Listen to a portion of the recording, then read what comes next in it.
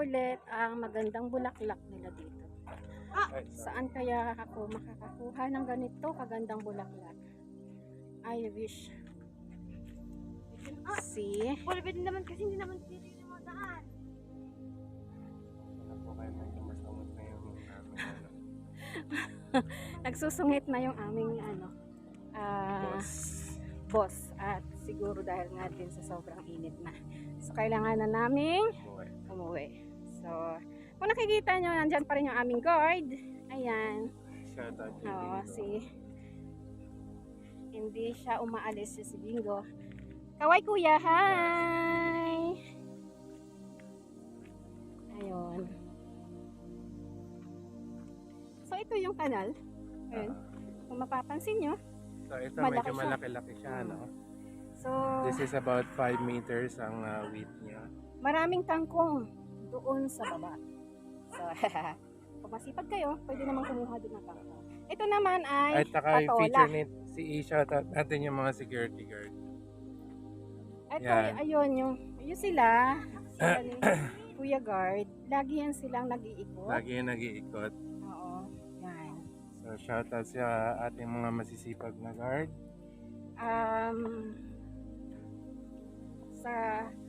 Sa gabi, nag-iikot din yan sila.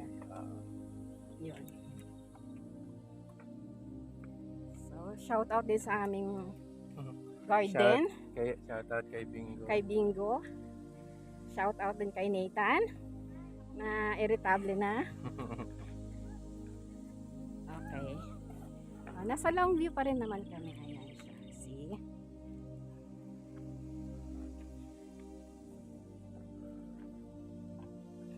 So medyo mahirap po mag walk through video habang naglalakad kasi mainit. Pero we're doing this para po sa inyo, for your entertainment and information na rin. Tsaka para din i-promote namin yung aming for sale na property. Courtesy of our client friend. Oh.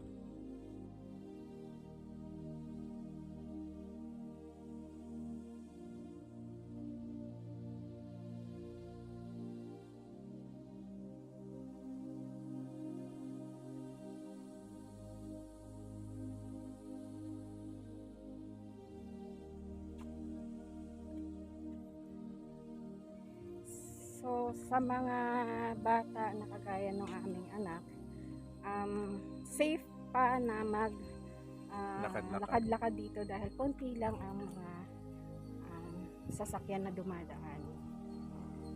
Kaya gusto namin na naglalakad-lakad dito, ma-appreciate mo pa yung environment. Dahil nga, hindi siya crowded. Secured, secluded, at maganda yung ambience. Okay, tawid tayo sa kanila. So kung mapapansin nyo, ayan, ang daming malunggay. Kaya dito, hindi ko na kailangan na bumili ng malunggay. Yung kapitbahay mismo ang nag-o-offer na pag kailangan mo ng malunggay kung kumakain ka, kuha ka lang. Libre din ang mga panghalo sa yung tanglad. Tanglad. Oh. Tanglad Maraming tanglad dito. Manok na lang ang kailangan ko. So kung may mga viewers tayo na gustong mag-donate ng manok, nag-accept po ako.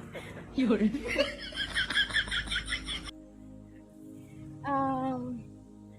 Pero masarap yung native.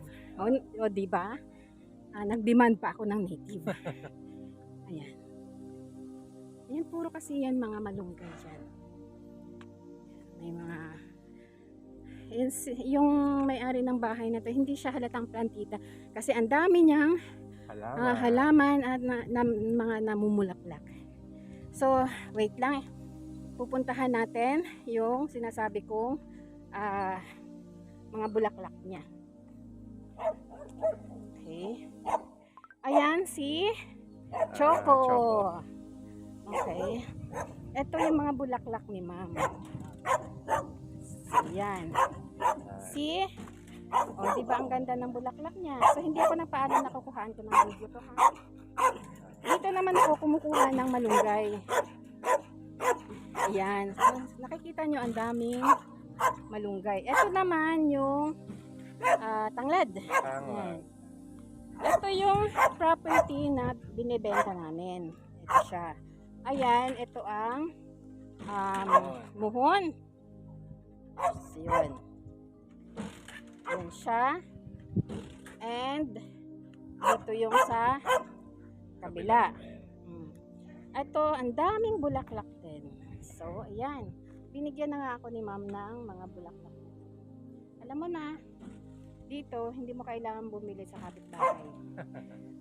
Sila na ang magbibigay sa'yo. Kung makikita nyo, ayan yung end ng property, yung may Mountain Dew na taob. Ito doon ang isang end niya. Yun. So, yan yung end ng property. So, yan yung sa 54 square meters. meters. Okay. So, let's go. Yung anak namin ay umuwi na. Naano nang umuwi. So, okay. See ya. See ya.